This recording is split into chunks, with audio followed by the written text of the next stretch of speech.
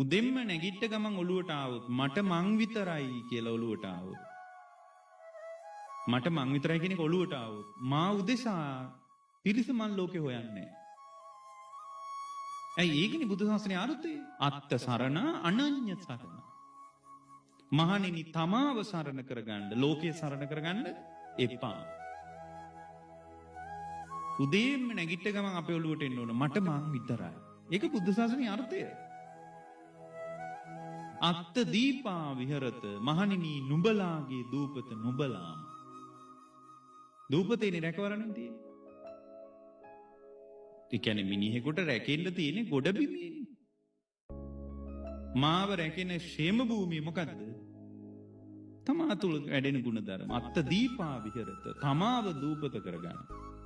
එළියට ඇන් හොයන්න එපා. එතකොට පරිස්සම්.